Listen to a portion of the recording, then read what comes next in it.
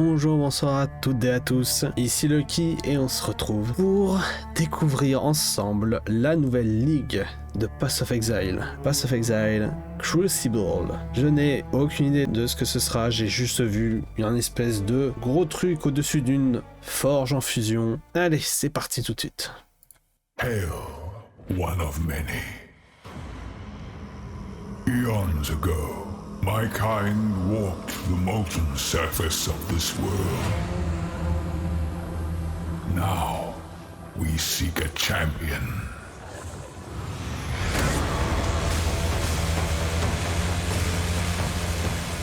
You must endure the heat of the Crucible.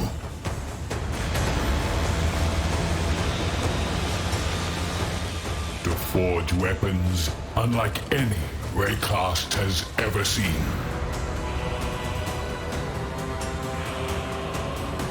Wow. Take up the power of the Titans Les titans dans Path of Exile. and bring obliteration.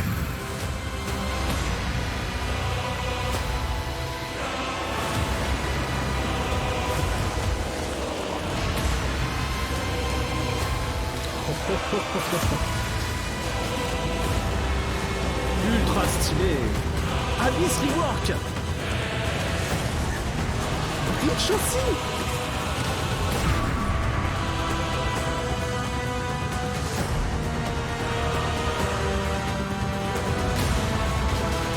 Rework du Pathfinder, sérieux. Saboteur aussi.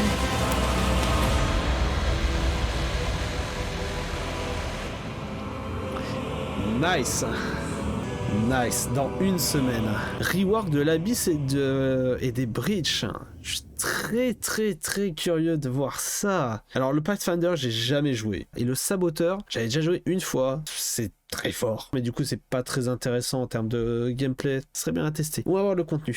In Path of Exile Crucible, you'll learn about an ancient race of titans who once shaped the primordial surface of Rayclast. This league, you will earn the ability to forge their power onto your weapons. Ça, par contre, c'est ouf. And what form does that power take?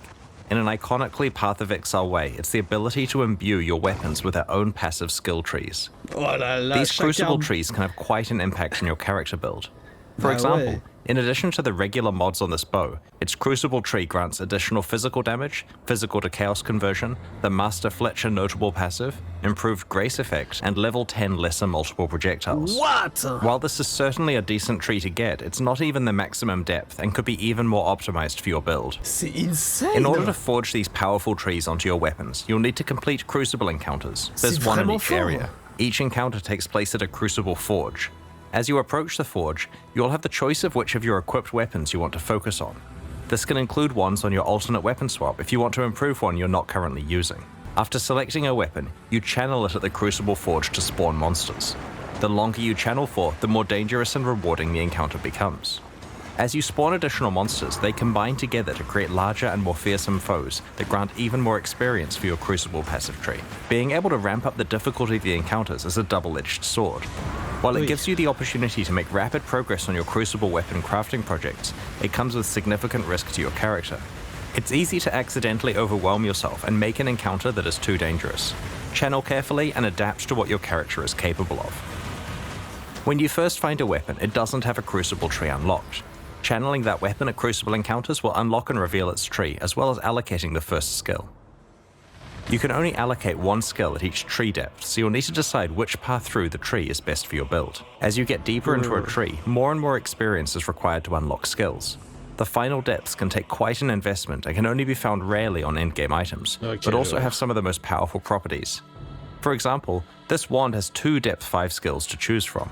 One of them allows all damage from your Freezing Pulse and Eye of Winter skills to poison, and the other allows various brands to be attached to your Summoned Reaper. There are many such modifiers to skills that will enable very interesting build combinations. C'est ultra fort. In addition to all types of weapons, shields can also be empowered with their own Crucible trees. Here's a relatively simple low-level example. It gets a bit crazier as you approach the endgame. Putain. Speaking of the endgame, in endgame Crucible encounters, you'll occasionally find igneous geodes, currency items that can be cracked open to reveal a primeval remnant. This is a map-like item that grants access to the Forge of the Titans, the culmination of your Crucible journey. These primeval remnants always generate as rare items. Half of their mods are upsides and half are downsides. The upsides generally increase the rewards of the area or add special crafting options. For example, causing monsters to drop divination cards or magmatic ore, a form of tradable itemized crucible tree experience. The downsides are quite punitive compared to most endgame maps. Ouais, je vois ça, c'est... Ideally, you want to find a primeval remnant that is really rewarding upsides alongside downsides you can handle. If you don't think you'll survive a visit to the Forge of the Titans, trade the remnant away to someone else and gamble on cracking open another geode. If you survive and manage to reach the end of the area, you'll find the aforementioned forge, which allows you to merge crucible trees on 2 items together. The way this process works is that you provide 2 items of the same class. For example, a pair of bows, a pair of shields, or a pair of one-hand axes. One of these items will be melted down and applied to the other, which will keep its regular properties. Their crucible trees will be merged together in an unpredictable way, taking elements of each one. This is a little reminiscent of how recombinators applied to item mods, taking parts of each crucible tree and merging them together, as well as randomly upgrading, downgrading, or mutating skills on the resultant tree. Oh mon dieu, c'est While this trop process fort. can create some really powerful trees if you get skills you wanted from both items, it can also completely wreck your precious trees, so take care choosing which you risk combining. Oh la vache, le min-max. Also, like recombinators, there are ways to manipulate the system to improve your odds at getting certain outcomes. For example, any skills that have been allocated are more likely to show up in the resultant crucible tree. By default, you can only add crucible trees to non-unique items, but it's possible to get a mod on the Forge of the Titans map that allows you to imbue a unique item with a crucible tree, which can then be leveled up via regular crucible encounters. Oh mon dieu. To combine crucible trees on unique items together, you'll want to find a crystalline geode and crack it open to reveal the secret higher level version of the Forge of the Titans. I probably shouldn't say too much about it, but it will let you do some interesting things with crucible trees. Oh mon dieu. There's an important thing to note about crucible trees on unique weapons. In addition to being much harder to unlock, there's a special rule about how they can be combined. A unique weapon must be combined with another copy of the same unique weapon to merge their trees together. Getting a good crucible tree on a unique weapon makes it insanely valuable. Mais oui. It may also raise the trade value of all unique weapons by quite a lot, as players sacrifice them trying to create perfect crucible trees. Et c'est tant mieux parce qu'il y avait plein d'uniques qui n'avaient aucune valeur. Tu les vendais aux vendeurs pour un alchimie et basta. Occasionally, you'll find a crucible passive skill tree with a special skill that indicates that the item will sell to vendors for a specific item in addition to its regular sale price. These vendor skills usually occur relatively deeply in the tree, so take some effort to allocate, but usually don't block skill choices you'd make when leveling the item up for use. The presence of these skills presents you with an interesting choice about whether you want to use the item or sell it to a vendor, and whether you want to spend your crucible experience either revealing new trees to hunt for good skills, leveling up items to use, or leveling up items to sell. Crucible also features its own unique items you can earn. For example, El Abin's Visage, a unique helmet, is special in that it's the only armor piece other than shields that can receive Crucible passive skill trees. Wearing it allows you to double down on certain properties that are only available through these trees. There are several other unique items exclusive to Crucible for you to discover in this league. Crucible is a dual combat crafting league with a focus on encounter difficulty scaling and deep weapon customization with a power level that we have never seen before. Without a doubt, some of Path of Exile's most powerful weapons will be forged in Crucible. We can't wait to see what you manage to create. Oui, même au-delà de Harvest. Like all recent Path of Exile expansions, Crucible includes a lot of changes with the goal of improving Path of Exile's endgame. One area we wanted to address was mobility on the Atlas passive tree. Often, you'll find yourself in a situation where you want to specialize in leagues that are on entirely different sides of the Atlas tree. Or maybe you want to focus on the type of altar that isn't near the leagues you have picked. To solve this, Path of Exile Crucible introduces Atlas Gateways. These are nodes that you can allocate on the Atlas tree that allow instant travel between 2 locations. There are 3 pairs of gateways, each allowing travel from the left side of the tree to the right side or vice versa. C'est très cool. Each end of the gateway consumes 1 Atlas skill point to allocate, but will potentially save you large amounts of travel points. Logique. C'est très cool. Alors In this expansion, we're targeting a couple of endgame leagues that have fallen behind other leagues on the Atlas tree. Let's start with Breach. In the live version of Path of Exile, there are 5 tiers of Breachstone. In Path of Exile Crucible, we're raising the area levels of Breachstones to a much higher baseline level. 81 for elemental ones, 82 for physical, and 83 for chaos. Pour les basiques. Now that the regular Breachstones are much higher level, we have retired charged, enriched, and pure Breachstones. They will be converted to regular ones. Ok. We have also changed how flawless Breachstones are acquired. Previously, you could only get them from Maven invitations, but we prefer access to the hardest Breach content to actually come from playing Breach. Now there are two ways to get flawless Breach stones, through blessings, which are now rarer as a result, and through a skill on the Atlas tree. Also improve the pacing of Breach encounters. Previously, Breaches felt pretty good early on, but quickly tapered off in density to the point where you wanted to abandon the Breach because it just felt like not enough monsters were spawning. Our changes now keep Breaches feeling dense throughout, leaning more on the side of it feeling overwhelming towards the end of the Breach. We've also reduced the duration of Breaches so there is constant monster pressure and you can get on with your mapping sooner.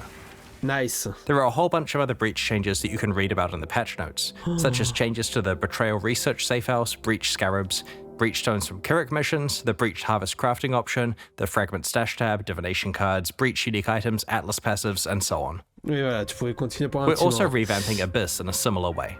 Okay. Abyssal Depths now always contain an Abyssal Lich.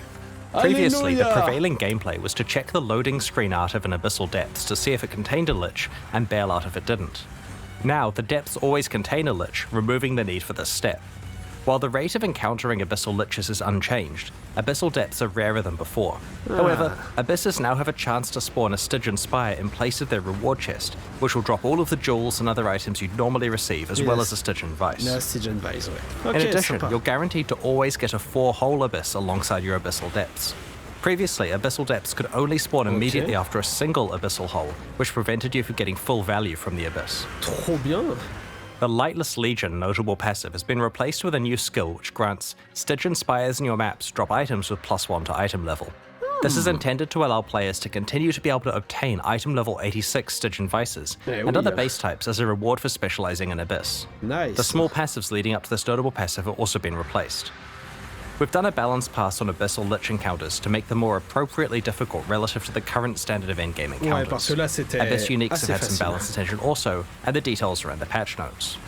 Overall, these changes should ensure you can play a wider variety of leagues in the endgame, both through being able to access them more easily and because Breach and Abyss now feel far more modern and competitive with other popular league content.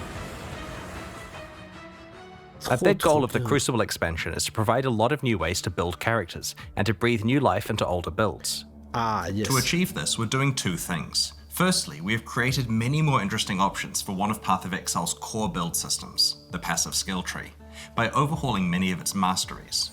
Secondly, we have revamped two specific ascendancy classes.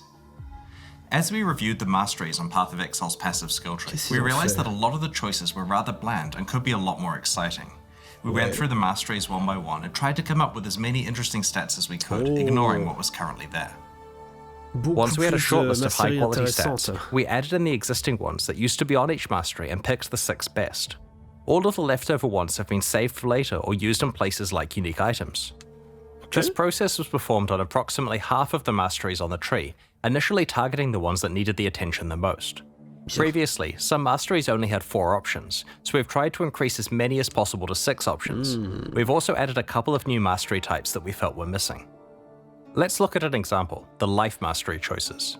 You can see some of the interesting new options, such as the ability to manipulate your low life and full life thresholds. Excellent ça, trop bien. Allows you to more effectively use the damage while on full life support gem and many unique items.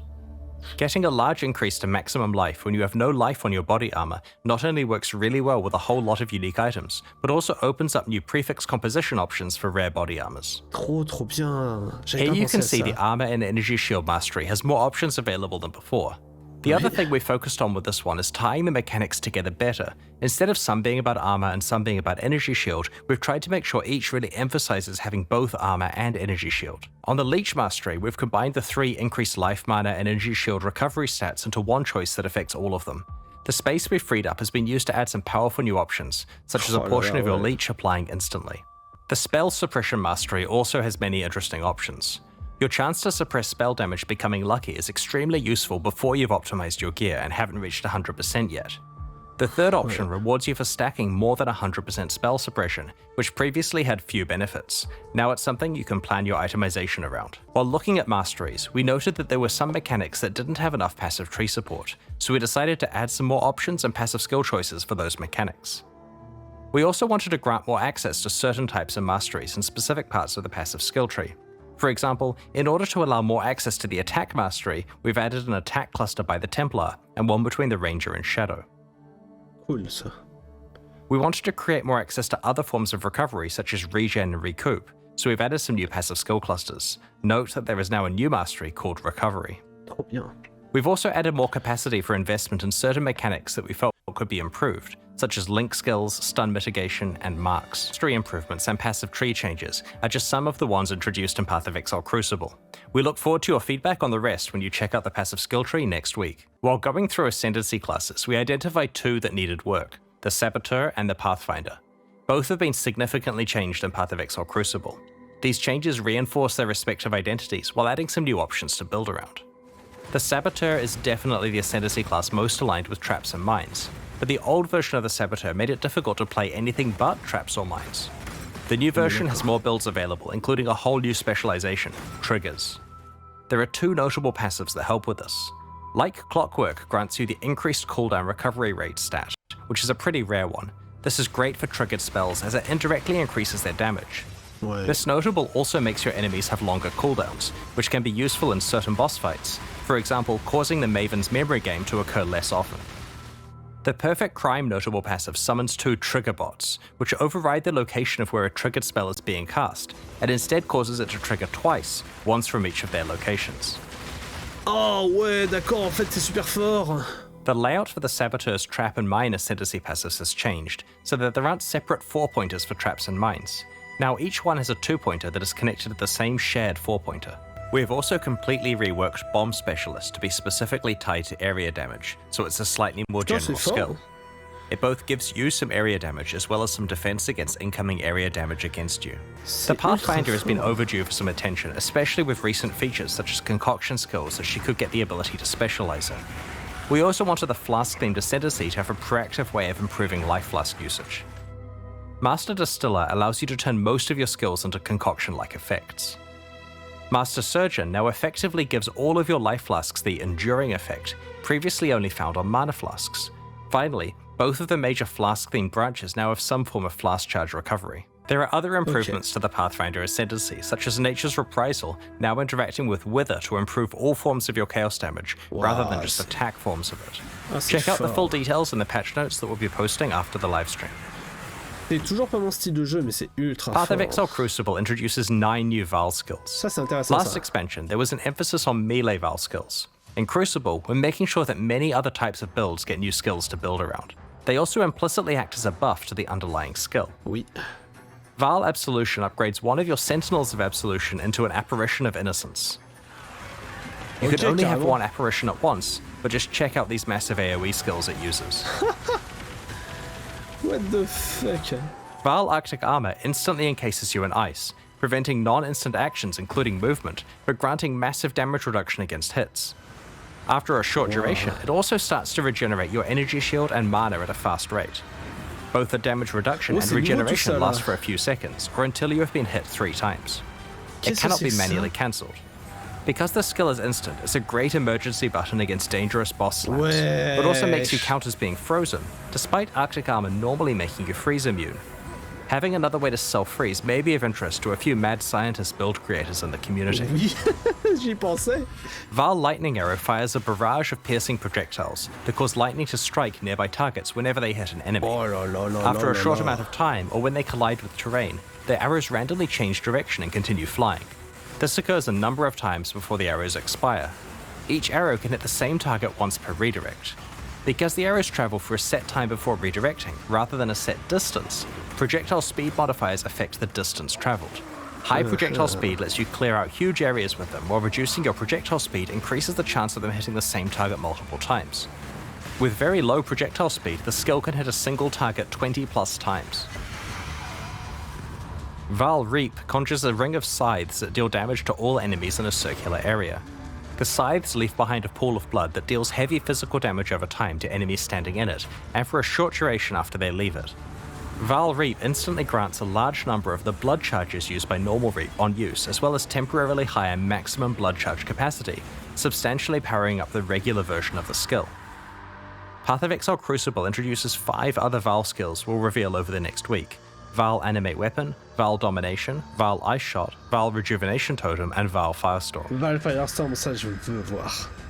This expansion also introduces more than 10 new unique items. There are 3 in particular I'd like to show you today.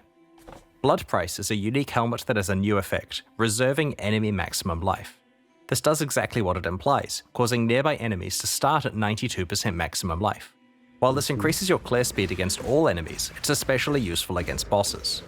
The helmet's drawback is that it reduces your maximum life, but provides decent life regeneration and block and stun recovery to counteract this.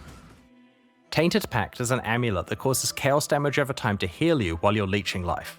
While the amulet provides a decent amount of life leech itself, it'll certainly require a few tricks to unlock its full potential. Ouah, c'est fort, hein. Widow Hail is a unique bow that is different from any other bow in Path of Exile. As a weapon, it does basically no base damage and doesn't grant any stats of its own, but it does dramatically increase the power of mods provided by your quiver. Needless to say, this could produce some pretty ridiculous outcomes with good rare or unique quivers. C'est ultra fort. We'll reveal some of the other new uniques over the coming Fort. week. Non, mais c'est très fun. Like we've done in the past, we're hosting a boss Zizara kill va être event at the content. start of the Crucible Challenge Boss kill League. event. It'll be held in ruthless hardcore solo self-found and will require you to kill c'est both dommage. the Uber Searing Exarch and the Uber Eater of Worlds, Par contre, il va making pas it by être far content. the hardest event we have ever run. Il va pas être content, il voulait pas que ce soit en rustless. Ah, c'est dommage. First place winner will get to work with our design team to add a new unique item to Path of Exile. They'll also receive a transferable Ultra VIP ticket to ExileCon in July. If they aren't able to attend or already have a ticket, then they are allowed to sell this one as they see fit. Second and third place finishers will receive a transferable VIP ticket to ExileCon that can also be sold at their discretion. If you'd like to enter the event, just create a character in Ruthless Hardcore Solo Self-Found on launch day. Best of luck to everyone. Un ticket On the gratuit weekend pour of les July icons. 29 to 30, alongside Path of Ouais, c'est Exile cool. Crucible, we're introducing a few new types of microtransactions. An example I wanted to describe today is that of mannequins. These are hideout decorations that you can place to show off sets of microtransactions you have assembled. Oh, c'est You cool can equip ça. them with your spare micros and pose them in various ways. C'est It's ultra also cool, possible ça. to swap your entire outfit with a mannequin's one, which lets you easily store micro sets to be retrieved later. Excellent. Ça, c'est trop bien ça. Other new microtransactions coming up include wrapping paper, which lets you gift wrap items to hand to other players, or even drop in town for random people to pick up. Today we're launching 2 new series of supporter packs, the Lithomancer and Enchanter packs.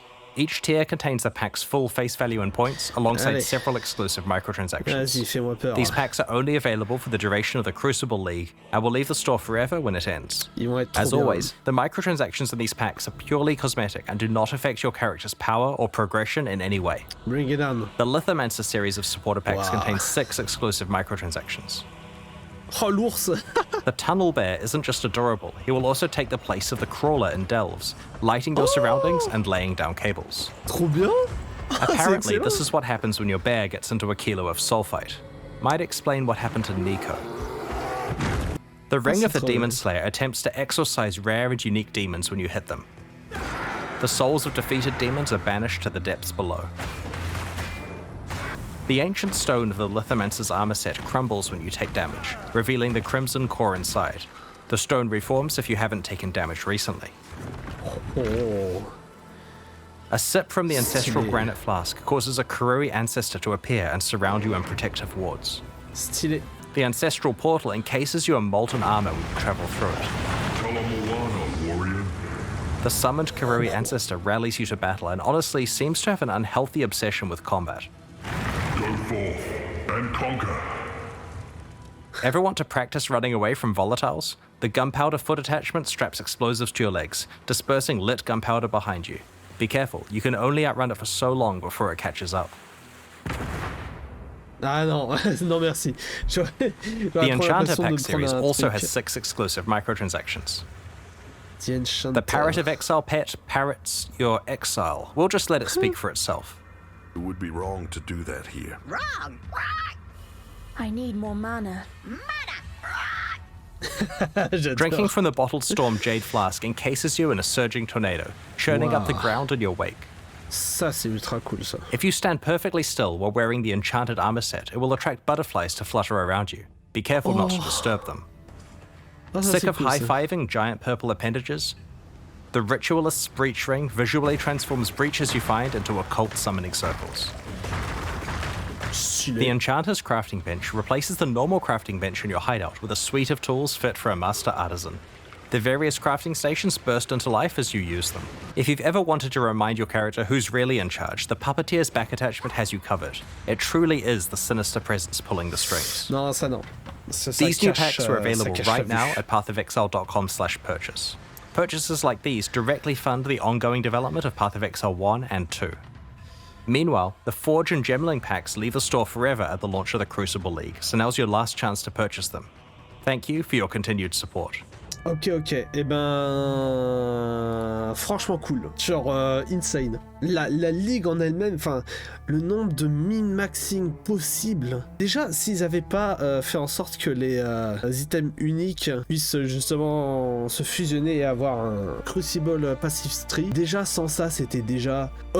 incroyable, déjà. Oh là là, le nombre de... Enfin, le min-maxing que ça va demander, hein. C'est ultra cool, mais du coup, il y a une profondeur de jeu et d'optimisation qui est hallucinante, là. Il y a des passés skill tree de partout, maintenant. C'est overwhelming. Et je pense que ça va être très très bien. Ça va demander beaucoup de temps, mais ça va être ultra cool. L'Atlas skill tree, c'est très très cool. Que les bridges soient plus denses et plus simples, en soi, entre guillemets, en termes de fonctionnement, c'est très très cool aussi. L'Abyss, ce qu'ils ont fait avec le pilar hein, qui spawn carrément, c'est très très cool. Que toutes les Abyss Adepts aient une niche, c'est aussi très très cool. Les Masteries, j'ai hâte. J'ai hâte, sur certaines, j'ai vu, ça a l'air très très intéressant à build autour. Le saboteur par contre est plus intéressant clairement pour faire des builds genre en cast on crit, surtout avec les 2 bots qui redéclenchent tes skills que tu viens de trigger. Les Val skills, vraiment envie de voir ce que Val Firestorm peut être. Firestorm, ça fait un bail que je veux la jouer, le spell Firestorm, sauf que il est juste pas assez fort. Là, maybe. Les nouveaux items uniques, l'amulette est cool, ça peut être complètement débile. T'as juste à avoir un carquois ou genre qui dit que tu tires une flèche en plus et avec ça, bah tu tires 3 flèches en plus, par exemple. Rien que ça, c'est un peu débile, mais c'est très très cool. Que du bon, hâte de m'y remettre. Et bien, à dans une semaine. Moi, je vous vois pour la prochaine vidéo et je vais essayer de finir Resident Evil d'ici là, parce que sinon, je vais pas pouvoir gérer les deux. Je vous dis à la prochaine, portez-vous bien, prenez soin de vous, et d'ici là, que la chance soit avec vous. C'était Lucky pour une petite review de Path of Exile Crucible pour vous servir. Ah, ciao tout le monde.